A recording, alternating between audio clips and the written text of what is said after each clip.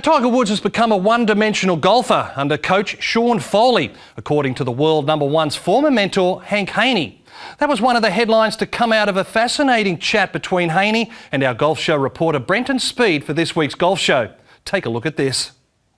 Well, Hank Haney, thanks for joining us on the Golf Show. You're most renowned in Australia for being Tiger Woods' former coach. No majors for him in 2013. Are you surprised by that? Well, you know, yes and no. I mean, I think Tiger's going to win every tournament he plays in because he's still the best player, and he's won 5 times this year.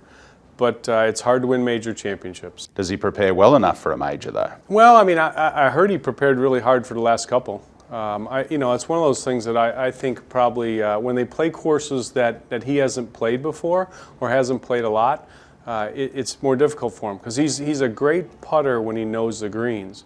So sometimes you know, when I was with him, I thought, you know, we could practice our putting a little bit more. It certainly wouldn't hurt. Yeah, you called him a great green rememberer, right, if you like. But so that's why he's sort of winning at Bay Hill every year, Firestone every year, Torrey Pines every year. But does he now have to bite the bullet and say, look, I've got to prepare more and put in a good week, a solid week at these major courses? I mean, that's you know, you bring up good points. I mean, it's a good analysis. And I think, you know, when you see a player like Tiger who wins so much on familiar golf courses, I think it would definitely benefit him to be more familiar with every course he plays.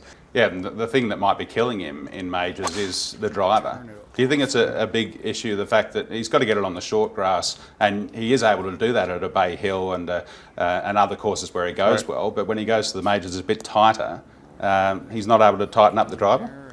Well, I mean, you're exactly right. I mean, you have to get it somewhere where you can play it. Now, when you get on a golf course that's so tree-lined like it was at the PGA, if you don't get the ball inside the trees, you really have no chance. A lot of times they can play from the rough, but they can't play from the middle of the trees. And the longer the course is, where it requires a driver, you know, obviously I don't think that's benefiting Tiger right now. You know, everybody has a weakness in their game. But he is the world #1, and even during your time with Tiger, driving accuracy was never a strength. Was it like beating your head up against a wall sometimes? Did Tiger not want to work on the driver? What was the problem? Well, you know, his driver consistently got better. And, you know, the last year I was with him, 2009, was the best year he had driving it. But the thing is that, you know, he had great distance, and if he wanted to dial down, he could hit 3-wood and 5-wood and get those balls in the fairway. You know, to me, the most important statistics are the putting and the greens and regulation. I mean, most of the years I was with him, he was #1 in greens regulation. You know, right now he's somewhere 30th, and this is the best he's been in the last 4 or 5 years. So I think that's a bigger issue. A lot of people point to the driver. His driver was weak when I was with him, but he won 45% of his tournaments. And, you know, that was a lot. Yeah, it's good going. But this pursuit of 18 majors, when you were with him, did you sense that, you know, that chase for 18 was wearing him down a little bit at all? You know, he never talked about it. You know, which was interesting because the media always says, you know, the most important thing to Tiger is Jack Nicklaus's record, yet Tiger never mentioned it one time.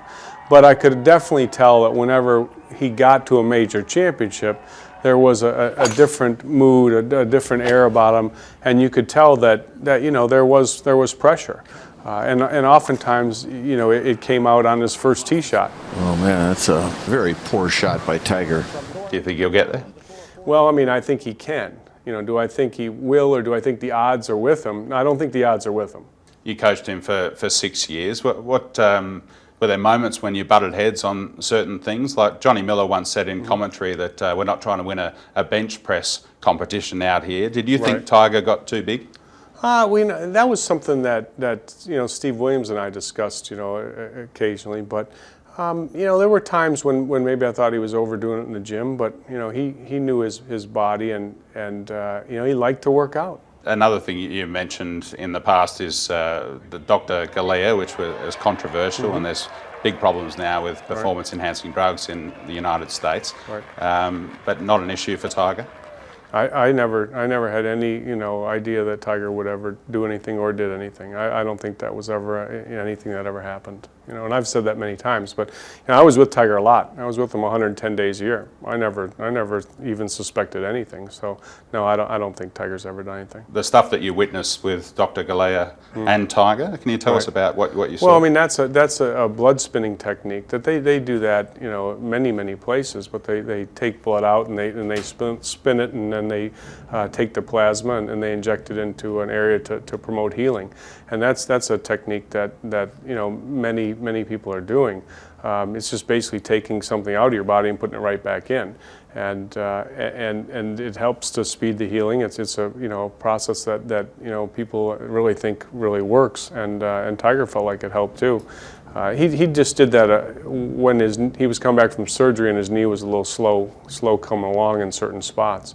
But I never suspected that there was anything that he was doing that wasn't legal. That's for sure. It sounds amazing for just somebody who wants to go out and play a round of golf, but these professional athletes will seek anything to try and improve the body. Well, I mean, it's part of the game. I mean, you have to prepare physically, mentally, and then technically. Have you caught up with Tiger since the book?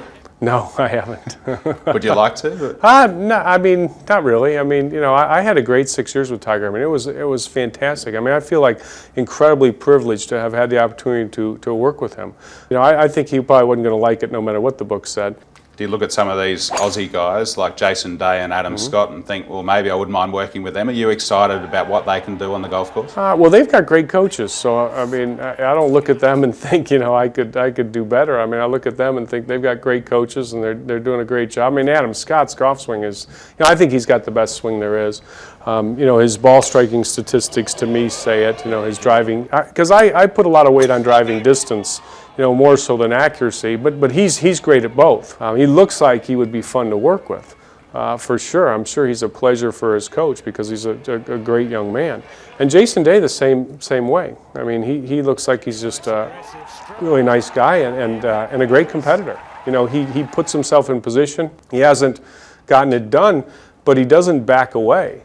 And I think Jason Day's going to win a major too, for sure. I mean, he's a great player. Adam Scott's now coached by his brother-in-law, Brad Malone, who doesn't coach any other touring professionals. Do you think it'll get to a stage when other pros will come knocking saying, hey, what's the secret? Can I use you as well? Oh, I mean, I would if I was, someone that wanted some help and I saw someone that coached somebody that swung as good as Adam Scott did. I'd definitely look him up.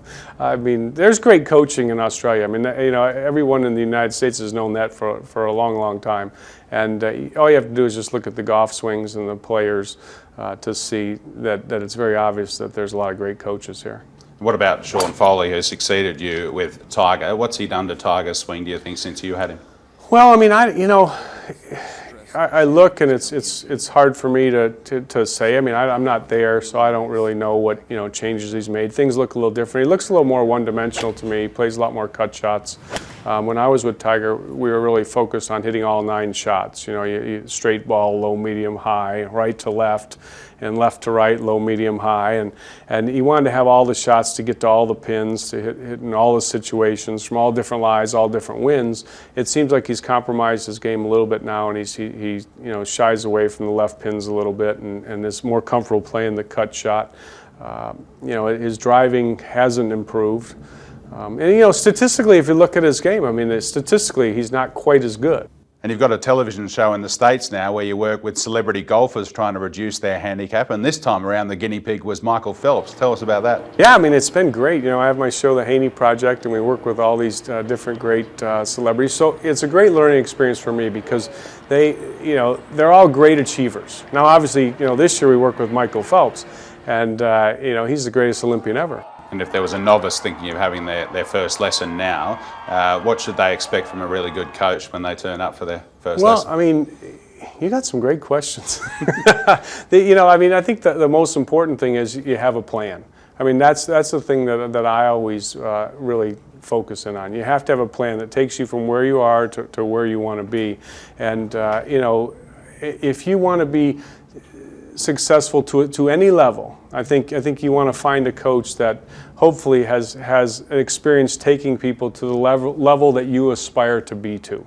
Now, not everyone's going to have taught the best player in the world, but having said that, if you just want to win your club tournament, it'd probably be a good idea to take lessons from a coach that's taught someone who's won club tournaments.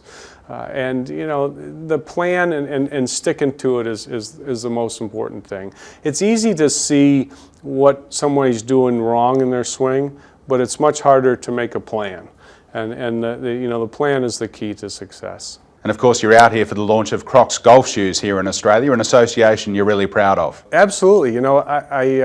I was approached by Crocs, to see about doing a line of golf shoes, and Crocs is known for making very, very comfortable shoes, and now they make comfortable golf shoes. So I help them with the design. I work with the designing team, and we designed the Hank Haney line by Crocs. And our shoes, are spikeless, so you can wear them from the course, to the course, and you don't have to change your shoes. It's just a more casual, stylish look. Yeah, there's a few on the market now, aren't there? Yeah. We've got quite a few players wearing the spikeless shoe, but this one's a class leader. Well, I think it is because it's so light. With our cross-light material, it allows us to make the shoe lighter than really any shoe in the class. So it's very unique in that regard, and it's incredibly soft. So I think it positions itself well. And to me, most important thing is comfort. And with the way we construct the shoes, we have built-in comfort and lightness, which is cool. And some success already, winning awards, and now the launch in Australia. Yeah, I know, and it's just been great. The first year we had the shoe, we won the best new product at the PGA Merchandise Show. So we're excited to launch it here in Australia with our new shoe, the Carlson. Well, Hank Haney, thanks for your time on the Golf Show, and we'll see you next time. Thank you. Yeah, great stuff there from Brenton Speed. And it's interesting to note that the last 6 majors Tiger won all came during Haney's reign as coach. He sure knows his stuff.